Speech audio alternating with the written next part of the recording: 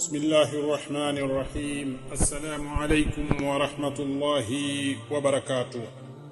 الحمد لله وثناء لله والصلاة والسلام على رسول الله وعلى آله وصحبه ومن والاه وبعد. Ndugu zangu katika iman, baada ya kumshukuru Mwenyezi Mungu Subhanahu wa Ta'ala na kumtakia rehma na amani kipenzi chetu, mwalimu wetu, imamu wetu, mtume wetu Muhammad sallallahu alayhi wasallam, yeye na ali zake na maswahaba zake na wale wote watakaofuata nyayo za mtume Muhammad sallallahu alayhi wasallam hadi siku ya malipo. Basi twamuomba Mwenyezi Mungu atujalie na sisi tuwe miongoni mwao.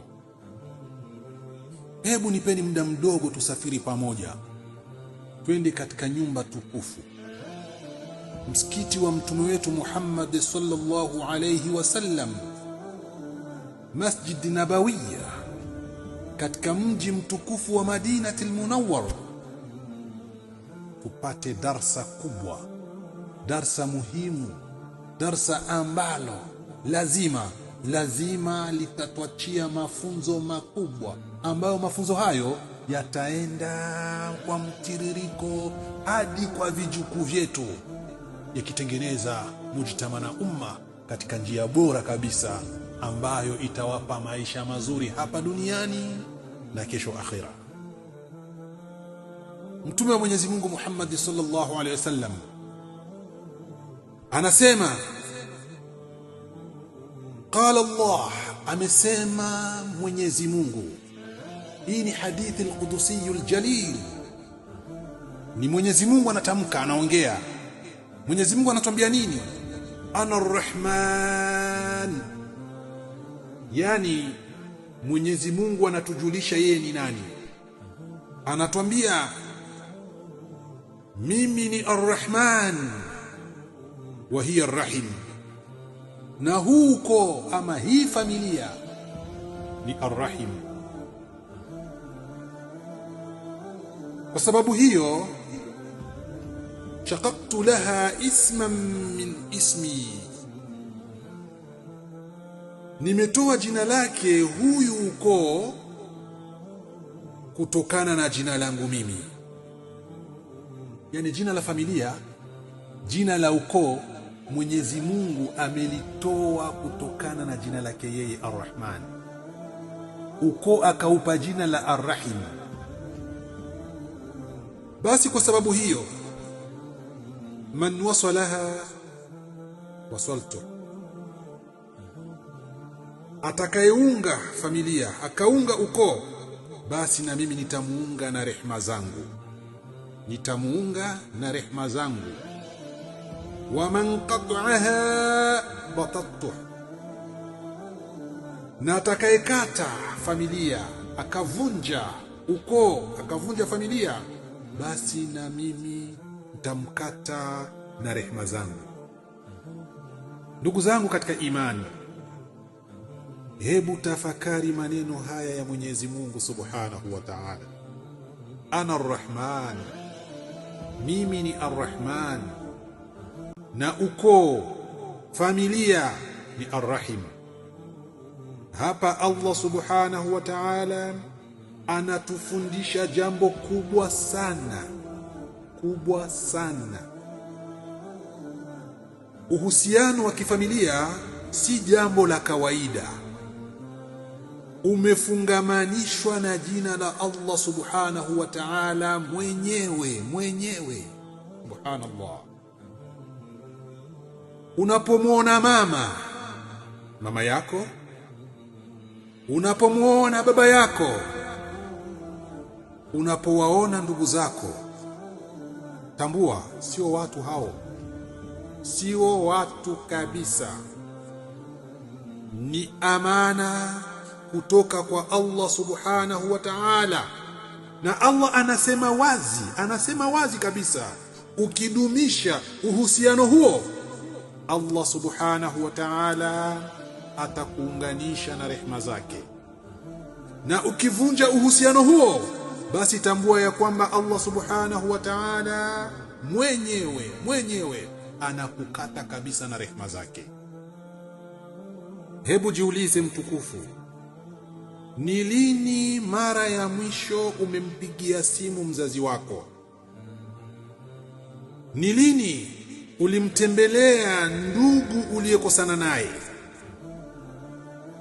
Ni nani katika familia yako hamzungumzi kwa sababu tu ya hasira zako au kiburi? Watu wengi leo wanasema, alinikosea, sitaongea naye tena. Lakini swali ni hili, unataka ushindi mbele ya watu au unataka rehma ya Allah subhanahu wa ta'ala? Narudi swali hili, lisikize vizuri. Unataka ushindi mbele ya watu au unataka rehma za Mwenyezi Mungu? Hebu jibu lako uniwekee kwenye comment chini hapo, ili tuweze kuelimika zaidi. Basi sikiza maneno haya. Kukata ukoo sio kosa tu, bali ni sababu ya kufungwa riziki, ni sababu ya dua kutokubaliwa na Allah subhanahu wa ta'ala, ni sababu ya moyo kuwa mgumu kabisa, moyo ukawa sugu. Kinyume chake, geuza shilingi upande wa pili. Kuunga ukoo, kuunga familia huongeza maisha yenye baraka, huleta amani ya moyo ndani ya nyoyo za watu, hufungua milango ya rehma za Mwenyezi Mungu subhanahu wa ta'ala. Tukiingia katika mfano wa maisha, kuna watu wana pesa nyingi sana kabisa, ni matajiri, lakini hawana furaha. Kwa nini? Kwa sababu wamekata ukoo, wamejitenga na familia zao, wamekata familia kabisa. Mama analia, baba anaumia, ndugu hawazungumzi kabisa. Halafu wanashangaa nini? Kwa nini maisha yangu hayana ladha? Kwa nini maisha yangu hayana furaha? Hajui sababu. Lakini sababu kubwa ni kuwa yeye tayari amekata ukoo, amejitenga na familia. Ndiyo sababu taabu, raha hakuna, na kila kitu ambacho anakihitaji iko nacho.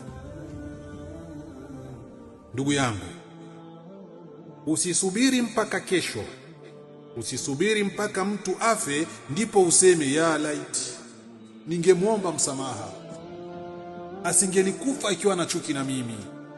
Ya laiti ningelimsamehe ndugu yangu, asiingie katika mwanandani kaburini nikiwa na hasira na yeye. Kwa nini sikumsamehe akiwa hai? Unaanza kusamehe akiwa ameshakufa. Unaanza kuomba msamaha yule ambaye hayupo. Leo subiri kesho, chukua simu yako. Leo tembelea ndugu yako. Leo sema nimekusamehe, naomba tusahihishe. Kwa siku hii ya leo sema na kuomba msamaha, jamani, nisamehe, nataka tusahihishe.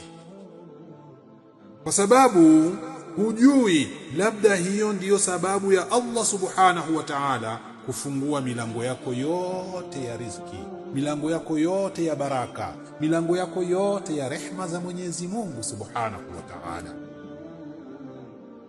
Ewe Allah subhanahu wa ta'ala, tujalie tuwe sisi ni wenye kuunga ukoo wetu. Usitujalie kuwa miongoni wanaokata koo zao na familia zao. Tujalie ya Allah rehma zako hapa duniani na akhera. Ndugu yangu katika imani, kama umesoma kitu hapa, darasa hili lisiende bure. Share kwa wenzako na wao wafaidike kama wewe, na Mwenyezi Mungu atakulipa. Bofya hapo chini subscribe, ili kesho darasa letu lingine litakalokuja uwe miongoni mwa watu wa kwanza kabisa watakaopata darasa hilo. Comment chini ukisema, leo mimi naondoa tofauti zote zilizokuwa baina yangu mimi na familia yangu, kwa sababu nimetambua ya kwamba familia yangu sio watu, ni amana. amana ambayo nimepewa na Allah subhanahu wa ta'ala, inayotokana na jina lake Ar-Rahman. Mwenyezi Mungu akubariki. Assalamu alaikum wa rahmatullahi wa barakatuh.